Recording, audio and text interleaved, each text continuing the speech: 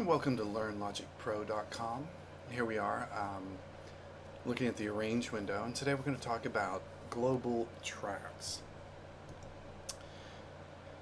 In the Arrange window, at the top here, where the timeline is, you'll find the global tracks, and I hit the triangle to open up the global track window. Below there, by default in the typical empty project, you have markers, signatures, and tempo global tracks. Now, these are just like, say, an audio track, but here they're specific tracks for just, in this case, making markers along the timeline.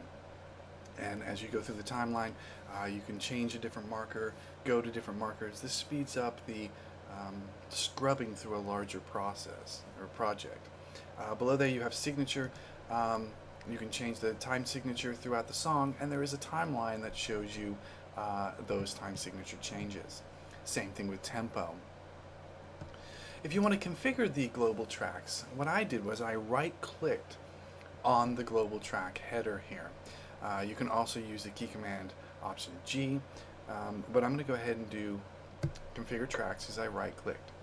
Here you get to add different global tracks available to you: chord, transposition, beat mapping, and video, for having a video timeline.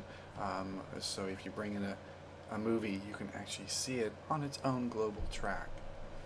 And I click done. So here we see all the global tracks that are available to us. Chords, this allows you to do chords throughout the MIDI part and analyze those so you can see all the chord changes. We'll talk about that a little bit later in a specific movie, because I want to show how that relates to Apple loops.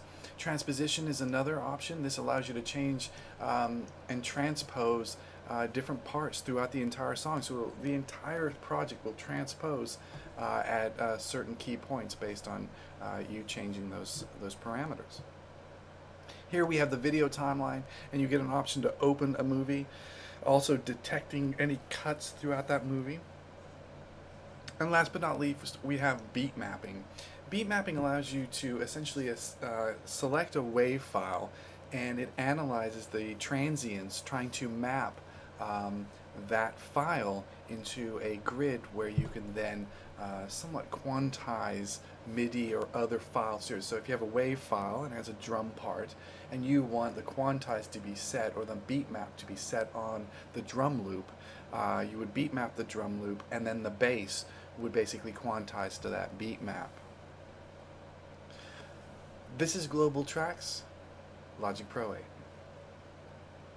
8.